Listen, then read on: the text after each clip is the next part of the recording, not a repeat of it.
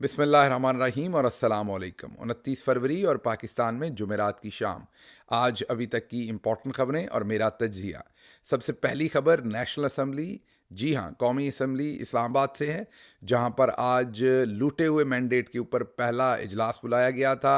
धुआंधार किस्म का इजलास हुआ है। पाकिस्तान तहरीक इंसाफ के मेंबरान ने भरपूर अपनी सियासी ताकत का मुजाहरा किया है और आज टोन और पेस दोनों सेट कर दिए हैं कि आने वाले दिनों में इस असम्बली में क्या होने जा रहा है। जो काम पंजाब असम्बली में ना हो सका, वो आज कौमी असम्बली में मेंबरान ने करके एक अच्छा पेस, अच्छा टोन, अच्छा एनवायरनमेंट जो है वो सेट किया है और बिल्कुल क्लियर मैसेज भेजा है कि अगर मैंडेट चोरी जारी रखी गई तो फिर असम्बली में क्या होने जा रहा है। दूसरी खबर केपी के असम्बली से, जहां पर आज स्पीकर और डिप्टी स्पीकर का इंतखाब हुआ है, वहां का अहवाल आपके सामने रखेंगे। तीसरी खबर आपको देंगे कि इमरान खान साहब को फिर से डील ऑफर हुई है कि अडयाला से बनीगाला चले जाएं, जो उन्होंने ठुकरा दी है। उसके साथ ही उन्हें मानी खेज आज पैगाम भेजा गया। अडयाला के अंदर एक कैदी आज कत्ल हो गया और 2 जख्मी हुए हैं। इतनी सेंसिटिव हाई सिक्योरिटी जेल के अंदर आए दिन कैदियों पर हमले हो रहे हैं। इमरान खान को डराने धमकाने के लिए ऐसे वाक़यात करवाए जाते हैं ताकि वो डर कर इन चीज़ों के ऊपर जो भी कहा जाए वो मान लें। अगली खबर जी, नवाज शरीफ साहब से पूछ के मशवरा करके उन्हें मानसेरा से हरा दिया गया है। हम आपके पास अंदर की खबर लेके आ रहे हैं इलेक्शन कमीशन ऑफ पाकिस्तान से। आप सोच रहे होंगे कैसी मज़े का खेज खबर है, उनसे मशवरा करके उनको क्यों हरा दिया गया, वो क्यों हारेंगे मशवरे के साथ। मुकम्मल तफसील रखेंगे तो आपको समझ आएगी क्यों मशवरे के साथ मानसेरा से हारा गया है। शोएब शाहीन जो हमारे कैंडिडेट, जीते हुए कैंडिडेट इस्लामाबाद से हैं, उन्होंने चीफ जस्टिस ऑफ पाकिस्तान को मुतअस्सिब करार दे दिया है और उनके सामने अपने केसेस ना सुनने की गुजारिश की है कि हमारे केसेस वो ना सुने। इस्लामाबाद पुलिस के मुंह को खून लग चुका है। पंजाब के बाद अब इस्लामाबाद पुलिस ने तशद्दुद करके एक शख्स को कत्ल कर दिया और उसका पोस्टमार्टम भी खुद ही कर रहे हैं, लवाहकीन बता रहे हैं। ये जो रीच डाल दी है चौधरी निज़ामुद्दीन ने, अब ये पुलिस भेड़िया बन चुकी है क्योंकि उसके पीछे चौधरी निज़ामुद्दीन का आशीर्वाद है। जो काम आपने तहरीक इंसाफ के साथ तो करवा लिया, अब आम आवाम उस दरिंदगी को भुगत रही है हर रोज़। इसके ऊपर बात करेंगे और फिर आपके सामने एक और ख़बर रखेंगे कि कामरान शाहिद के ऊपर अचानक से जो है वो अल्लाह का खौफ और अचानक से उन्हें मैंडेट और अचानक से उन्हें सियासी इखलाकियात याद आई हैं। ये उन्हें याद आई हैं या किसी और को याद आई हैं, ये वो बोल रहे हैं, मैं नहीं बोल दी, मेरे च मेरा यार बोल दा। कामरान शाहिद के अंदर कौन बोल रहा है, ये भी आपको बताने की कोशिश करेंगे। अच्छा जी, पहली खबर की तरफ आते हैं। खबरों की तफसील में से पहली खबर की तफसील ये है कि आज नेशनल असम्बली का, आज 29 फरवरी थी और आपको पता है कि सदर पाकिस्तान से ज़बरदस्ती धौंस धांधली के साथ पहला इजलास बुलवा लिया गया था। आज था पहला इजलास और उस इजलास के अंदर कड़ाकेदार काम किया आज तहरीक इंसाफ ने।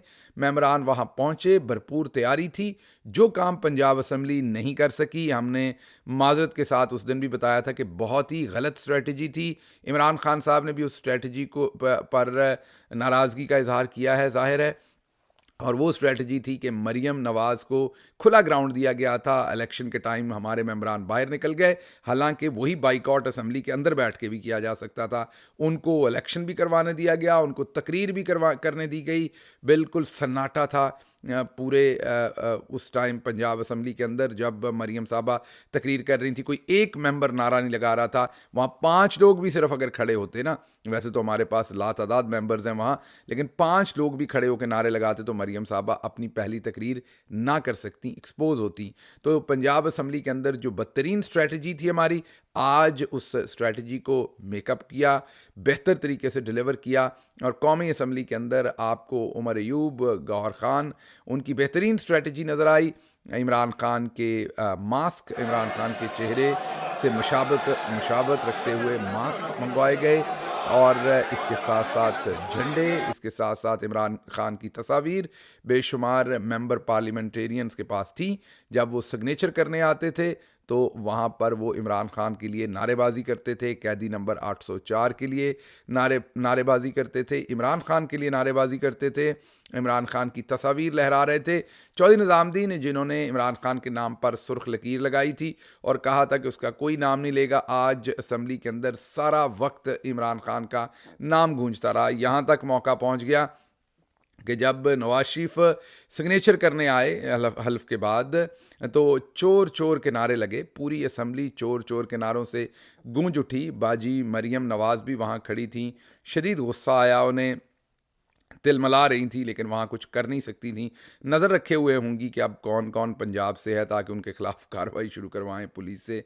लेकिन बहरहाल आज उनके वालिद साहब को चोर चोर के बहुत ही लाउड, बहुत ही अच्छी आवाज़ में वो नारे सुनने को मिले। फिर किसी ने इमरान खान के चेहरे का मास्क उनके ऊपर फेंक दिया और भरपूर आज पाकिस्तान तहरीक इंसाफ की जो मेंबरान थे, जो पंजाब असम्बली में आपने होते हुए नहीं देखा, वो आज आपने कौमी असम्बली में होते हुए देखा, भरपूर तरीके से रिप्रेजेंटेशन की।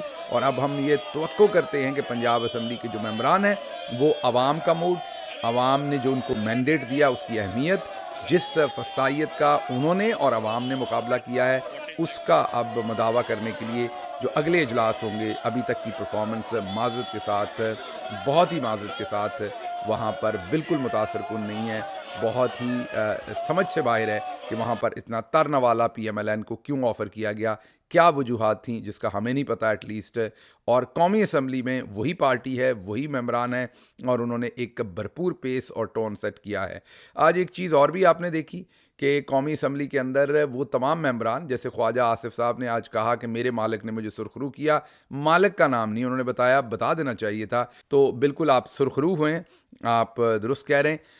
तो मैं ये कहना चाहता हूँ कि आज ऐसे तमाम लोग जो लूटे हुए मैंडेट पर असम्बली पहुँचे थे, उन्होंने भी अल्लाह की आयात, अल्लाह के मुबारक नामों, कुरान करीम की आयात के नीचे खड़े होकर झूठा हल्फ उठाया। समझ से बाहर है कि ऐसे लोग कैसे अपने आप को फेस करेंगे। इस पर हमारे दोस्त कामरान शाहिद क्या कहते हैं, सुनिए। आप भी हैरान होंगे कि कामरान शाहिद साहब को ये कहाँ से एकदम से सियासी अखलाकियात, वोटर फ्रॉड, फॉर्म 45, 47, वो तहरीक इंसाफ जो रियासत की दुश्मन थी बकौल कामरान शाहिद, जिन पे पाबंदी लगा देनी चाहिए, जिनका कोई मुस्तकबिल नहीं, इमरान खान ख़त्म, वो तमाम बातें करने वाले कामरान शाहिद को आज क्या हो गया, मैं नहीं बोल दी मेरे च मेरा यार बोलदा, ये क्या मामला था? सुनिए ज़रा कामरान शाहिद को। लेकिन आप सोचें कि नून लीग, उनको ये कोई शर्मो लिहाज नहीं है सियासी तौर पे कि वो आज पिटीशन जो लेके गए इलेक्शन कमीशन, वो कह रहे हैं सीटें हमें दे दें। यानी कि कुछ थोड़ा सा यार, वो इस्लाम में कॉन्सेप्ट है ना कि आपके भाई का जो गोश्त है वो आप पे हराम है उसको खाना, किसी और की सीट्स है यार, ये आपकी सीट्स नहीं है। आपको शर्म नहीं आई जाके इलेक्शन कमीशन सारी पार्टियां पहुंच गई वहां पे कि हमें दे दें? सबसे बड़ा गुनाह कबीरा मैंडेट चोरी करना है।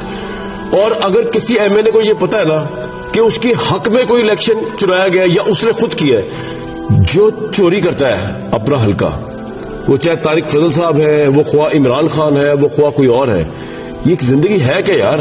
आपकी मेरी डिबेटें सब फजूल और इरेलेवेंट हो जाएगी जब खुदा ने यहां से पकड़ना है ना कि तुमने हलफ जानते पूछते हुए कि तुम हारे हुए थे इस हल्के से और तुमने हलफ लिया, तो वो मामला तो छोड़ देना, मैं उसमें बात ही नहीं कर रहा, ना मैं उसको आग डाल रहा हूं। वो जानते हैं जो बेनिफिशियरी है धांधली के, छोड़े उनको पता होगा, एक एक बंदे को पता होगा।